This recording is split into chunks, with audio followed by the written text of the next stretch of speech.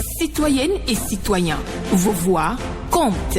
Radio Cotonou vous donne la parole pour recueillir vos préoccupations, satisfactions et suggestions. Parole aux citoyens, c'est sur la 94.3 Radio Cotonou. Parole aux citoyens, rejoignez-nous du lundi au vendredi de 9h à 9h30. Radio Cotonou, la voix des Cotonois.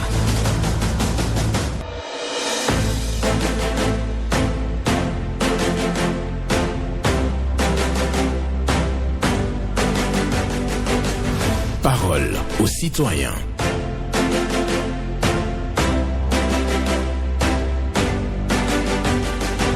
Parole aux citoyens. Honoré Naoum.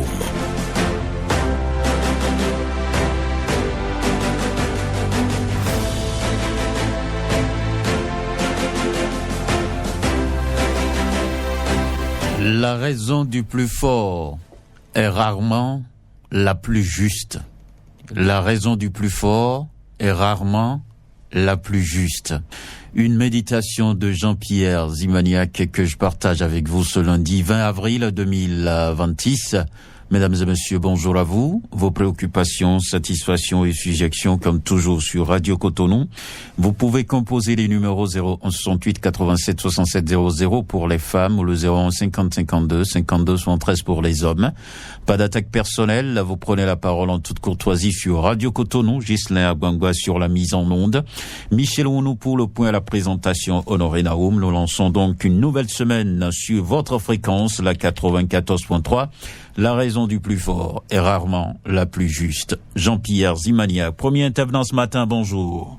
Bonjour, excellent journaliste, monsieur Naoum, notre Alain Foucault, sans oublier son technicien Ghislain ce matin, et merci pour la méditation. Paul Chaudaton. Que Dieu te protège les membres de nos ancêtres, monsieur Naoum.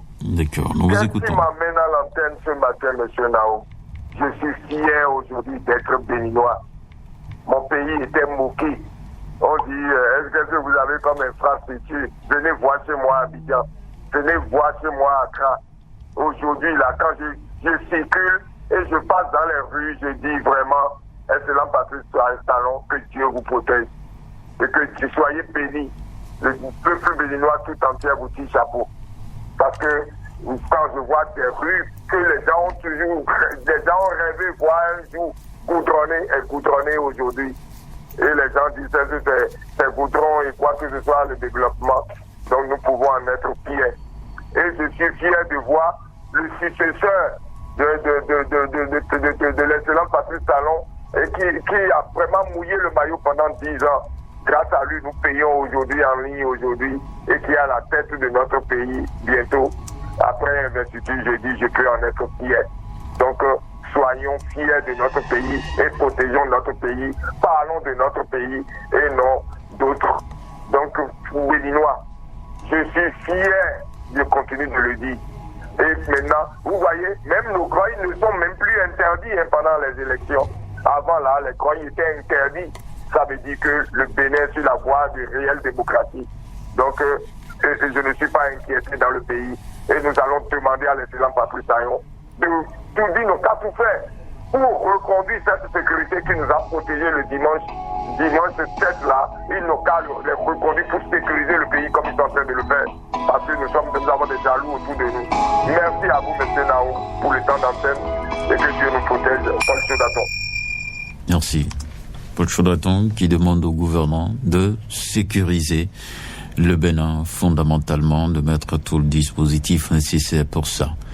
Il félicite le président Patrice Talon, il félicite également le tout nouveau président élu, Romualdo Wadani. Pour lui, c'est une fierté totale d'appartenir donc, d'être fils du Bénin. Quelqu'un est là? Pas encore. Je pense que quelqu'un est au standard en train d'échanger, bien entendu, avec Ghislain Abangwa pour l'instant. La raison du plus fort est rarement la plus juste. Et c'est Jean-Pierre Zimaniac qui a signé cette méditation. Bonjour à vous. La fréquence municipale de Cotonou, bonjour. Oui, Sébastien Nyonrosso. Voilà. Nyonrosso en direct de Cotonou, Missebo, 5e arrondissement. Nous vous écoutons. Oui, monsieur le journaliste, vous savez, il y a une situation alarmante au niveau du quartier Tonantin, la cité Vie Nouvelle. Tonantin, c'est à Akpakpa. C'est au niveau de l'air compté. Et la cité Vie Nouvelle, c'est fait partie des premiers logements sociaux construits au Bénin. Ils ont chacun leur compteur derrière leur maison en ce moment-là. Mais dans un passé récent maintenant, il y a une structure qui est venue pour dire les changer leur compteur, les compteurs conventionnels là en compteur électronique intelligent, ils ont dit. Et ils sont venus changer leur compteur, passer les nouveaux compteurs là. Mais les nouveaux compteurs classés aujourd'hui pour acheter des crédits, pour mettre du crédit dedans, ils ont des difficultés. Vous pouvez acheter des crédits tout de suite maintenant, ça va faire 1 heure, 2 heures, 3 heures, voire une journée. Et ils ne savent pas à qui appeler même. Au moment où ils avaient placé les compteurs pour eux, et ils avaient laissé 2 numéros pour eux, ils ont des problèmes d'appeler. Parfois, vous appelez ces numéros, ils n'ont pas de répondeur. Ils ont répondant plutôt. Et ils ont appelé, parti à l'SPE. L'SPE dit non, que ça ne les concerne pas, que c'est un projet, et patati patata. Et la nuit, vous avez des difficultés, votre compteur est coupé, vous ne pouvez pas télécharger ça, vous ne pouvez pas charger votre compteur. C'est compliqué cette situation et nous allons revenir plus en détail de ça. Sébastien Yorossou, bon début de semaine à vous. D'accord. Merci à vous. Sébastien Yorossou qui vient donc parler d'une situation liée donc à la fourniture de l'énergie électrique. Il a situé donc sa préoccupation au niveau du quartier Donatin, cité Vie Nouvelle. Et oui, un projet de changement de compteur est intervenu. Le projet a été exécuté, mais les populations aujourd'hui ont du mal à recharger ce compteur.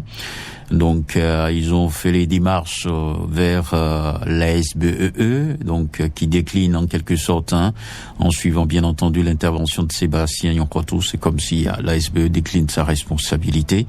Mais voilà que les gens sont en situation difficile. Il faut trouver une solution. Auditeur en ligne, bonjour. Monsieur le journaliste, bonjour. Jeune Ewaignon. Monsieur le jeune Ewaignon, vive le Bénin.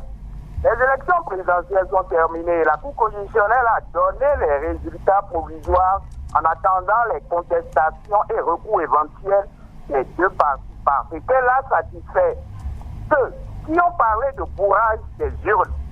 Satisfait, il devra être du taux de suffrage de participation. Le professeur qui envisageait déjà le vote obligatoire, oubliant sans doute l'article 6 de notre changeante constitution. Des messages de félicitations au nouveau président élu lui parviennent, tant de l'extérieur du Maroc que de l'intérieur. L'avant-dernier est Boni Yayi, ancien chef d'État, ancien président de l'Union africaine. Message de féminisation et de doléance. Culture républicaine, démocratie apaisée, où l'essentiel n'a pas besoin de polémiques et d'invectives inutiles. Un bon exemple qui devra être copié par les autres. Les habitués de troubles, les tourneurs en rond, en un mot, les tourbillons de la République. Bonne journée, excellente semaine à vous. Bonne journée. À vous aussi. Eugénie Ewaignon, qui parle d'organisation d'élections et tout ce qui va avec. Voilà. Merci à vous pour votre passage ce matin. Les Béninois vous ont entendu. Chacun fera son point par rapport à votre intervention. La raison du plus fort est rarement la plus juste. Jean-Pierre Zimaniac. Pour votre méditation, nous restons sur Radio Cotonou. L'émission, c'est Parole aux citoyens. Restez avec nous.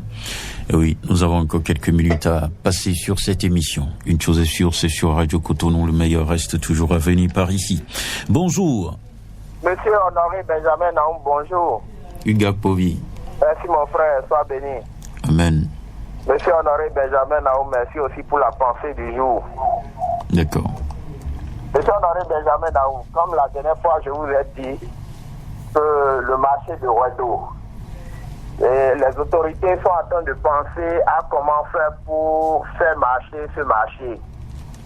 Et la dernière fois, j'étais un peu mécontent d'eux. Pourquoi? Parce que au lieu de sensibiliser, nous en tant que population, en tant qu'usagers du marché qui ne fonctionne pas, au lieu de nous sensibiliser pour que nous puissions remettre nos marchandises, ben malheureusement ce n'est pas le cas. Et ils ont voulu que nous payions une somme de 25 000 francs pour se faire reconnaître encore au niveau de la mairie. Et j'étais contre. J'ai fait mes enquêtes. Et devant moi, le maire même de Calavi, le tout nouveau maire de Calavi aujourd'hui et le vendredi, il était sur le site du marché. Et j'ai vu que les gens payaient et c'est lui-même qui attribuait les reçus. Et je me suis dit que si c'est vraiment le maire qui est en train d'attribuer les reçus, cela veut dire que c'est une chose légale. C'est-à-dire que c'est reconnu par l'État, par nos autorités. Et ce que je veux dire par là, c'est qu'ils n'ont qu'à tout faire pour que le marché puisse prendre. Parce que nous, on a commencé avec ce marché-là depuis le début. Il y a de cela près de 7 à 8 ans. Que moi, mon épouse a mis ces marchandises-là. Mais pourtant, ça n'a pas pris. Et aujourd'hui, ils ont décidé de faire rebouger ce marché-là. C'est une fierté pour moi. Je félicite le maire de Calavi. Je félicite le maire de Calavi. Il n'a qu'à tout faire pour que... D'accord.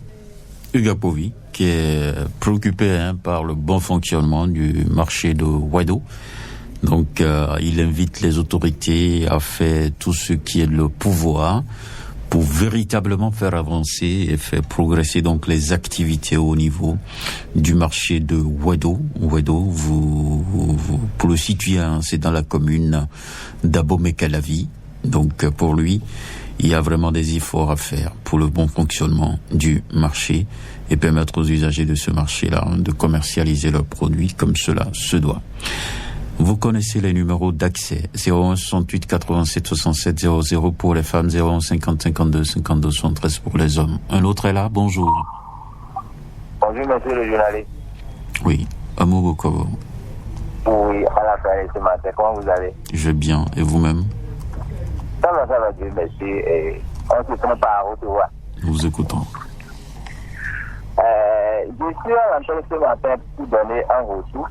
Parce que ici, le temps où j'avais appelé pour parler de nos pavés qui sortent de l'ennemi, puis certaines voies de la ville de Cotonou, si vous avez un bon mémoire.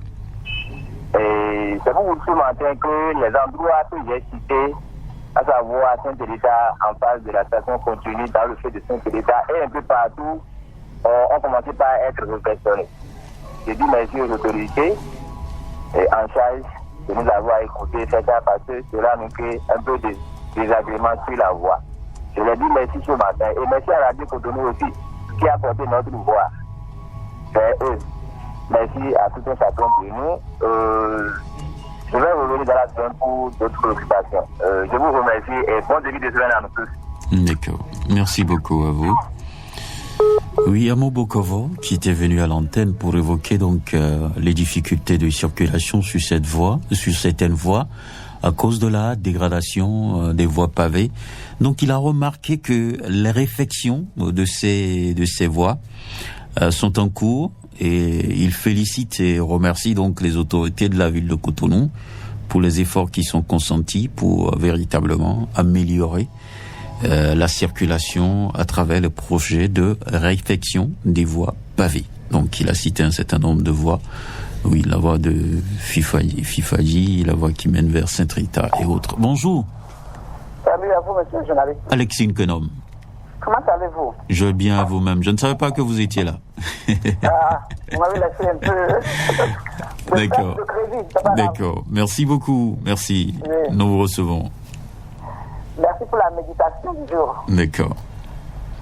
Je lance des pierres au maire de Nyakadia. Pas pour le choquer, pas pour le blesser. Mais ces pierres vont le servir de nous réaliser des toilettes publiques modernes dans la ville. Il en manque. Parce que la population continue de venir un peu partout. Sur les peuples Sanko. Et c'est dommage. Les endroits que vous passez avec des odeurs nauséabondes, c'est pas bien. Deuxième chose, entre la station Lega et la station en face d'elle, le rond-point qui a été bien garni de fleurs, des fleurs des esprits. Mais ils sont en train d'endommager les fers. Ils les emportent. Ils vont les revendre. Ils ont commencé, hein. Ils ont commencé par tordre les fers, là. Qui a donné la beauté à ce rond-point. C'est dommage. Je ne sais pas comment faire pour ces gens-là, le gang Béglé, là. Batterie gâtée, là. Qui sortent très tôt le matin. Pendant que vous dormez, ils sont encore déjà en train de chercher et de rechercher des fers. Pour les revendre. Je dis merci à tous ceux qui ont voté dans la paix. Et nous continuons d'être dans la paix. Merci à tous. Je vous dis bonne semaine. Bonne journée à vous, Alexine Kenom, qui vient poser un problème de société carrément. Donc, au niveau du carrefour Legba, oui, on parle de carrefour Saint-Michel. Donc, il y a des actes de vandalisme qui sont organisés et c'est ce qu'elle dénonce. Auditeur, allez, bonjour. Mon cher Honoré Naoum, bonjour. Valentin Ayonou. Oui, je réponds. D'accord, nous vous écoutons. Et ma première préoccupation, mon cher Naoum, nous sommes allés aux urnes et désormais les résultats sont connus. Mais ce qui retient mon attention par rapport à cette élection présidentielle, c'est ce taux de participation, 58%. Et il ne s'agit pas de regarder le score que chaque candidat a fait, mais bien sûr, il faut prendre en compte ce taux de participation. Ce qui a retenu mon attention, mon cher Naoum, vous savez, au cours des campagnes électorales, nous avons vu la taille des soutiens autour des candidats. Ces soutiens que nous qualifions même de ténors politiques, de grands électeurs qui sont descendus, qui ont manifesté leur soutien aux candidats et qui ont même appelé leur électorat à soutenir les candidats. Malgré ça, mon cher Naoum, nous n'avons engrangé que 58% de taux de participation. Et tenez-vous tranquille, dans ce taux de participation, il y a encore des bulletins nuls qui sont comptabilisés. Alors, cela voudra dire quoi? Il faudra que le président qui appuie à diriger ce pays, puisque nous le connaissons désormais, il s'agit de M. Robert Louadaï, qu'il prenne en compte ce message que les populations sont en train de véhiculer en s'abstenant d'aller aux urnes.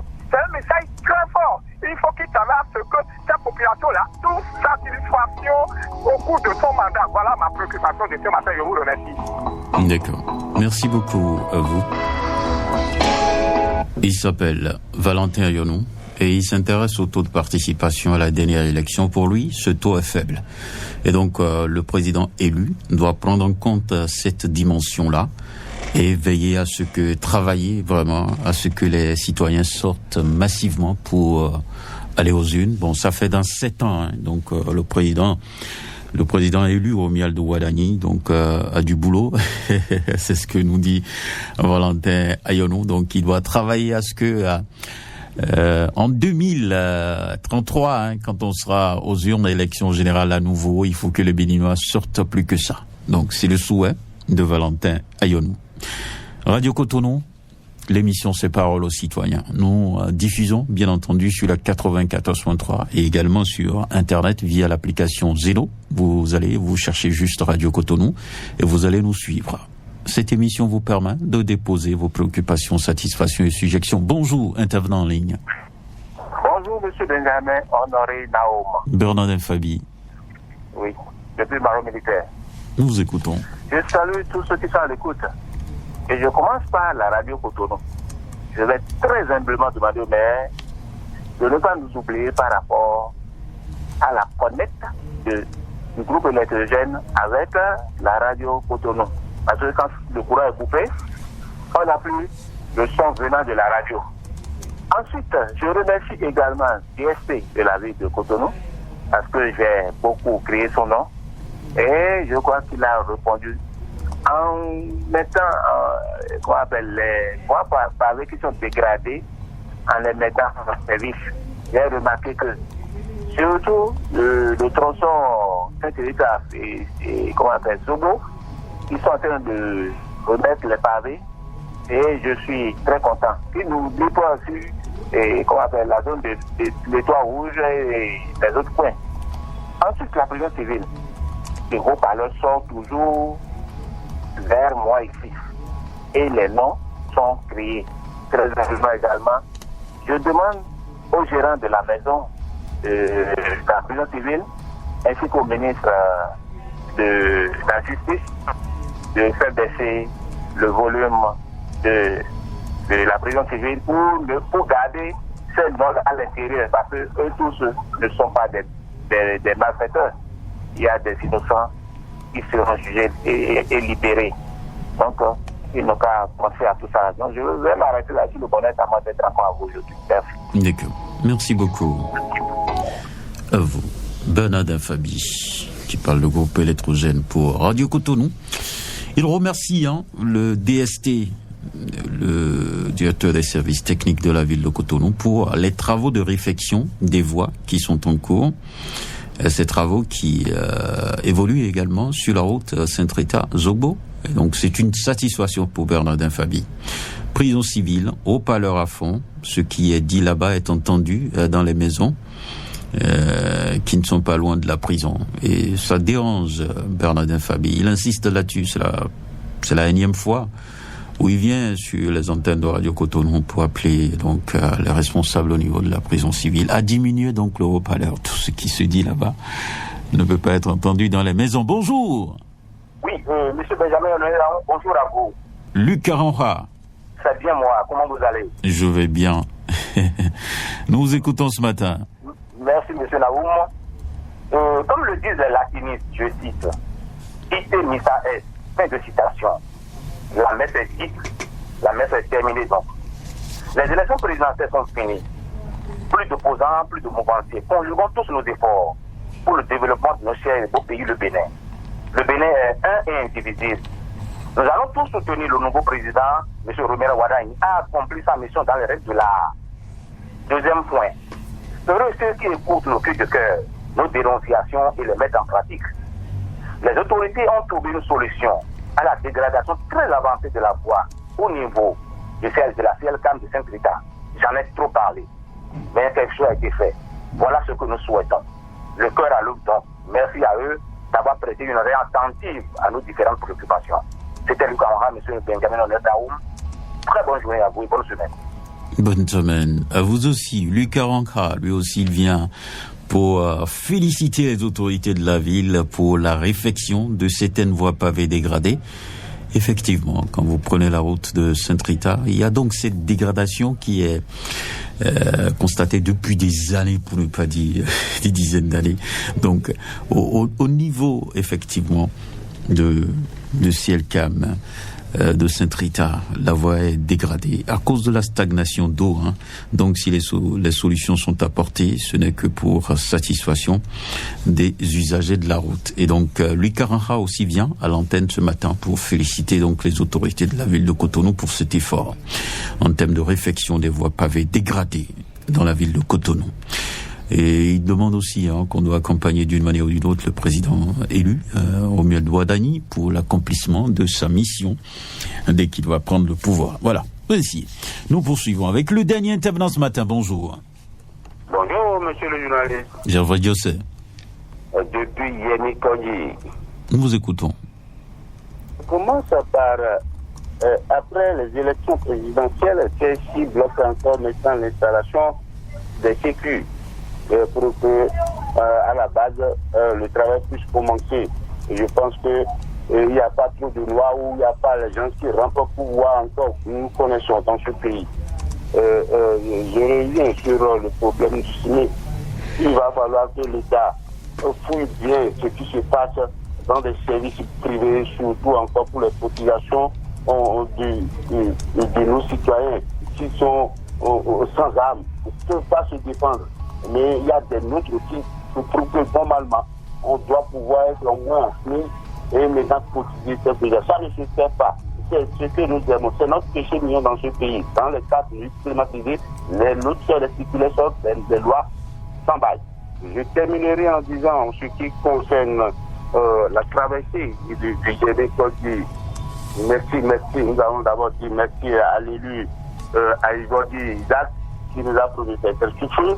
sans oublier le CIA du 12e arrondissement qui est reconduit, doit pouvoir jeter un coup d'œil ici. Nous allons toujours demander, marteler, pour que même s'il dort, il doit pouvoir savoir qu'il va venir à pour nous faire seulement la traversée. Là, la voie est discontinue. Et c'est de ça que nous avons besoin. Nous allons toujours marteler son nom pour qu'il vienne nous faire capacité de reconduire parce que les gens du pays travaillent. Donc, de ce côté, une interrogation. Merci à vous. D'accord. C'est avec vous que nous clôturons cette émission. Merci à chacun et à tous. Et je vous rappelle donc la pensée du jour avant de sortir de ce studio.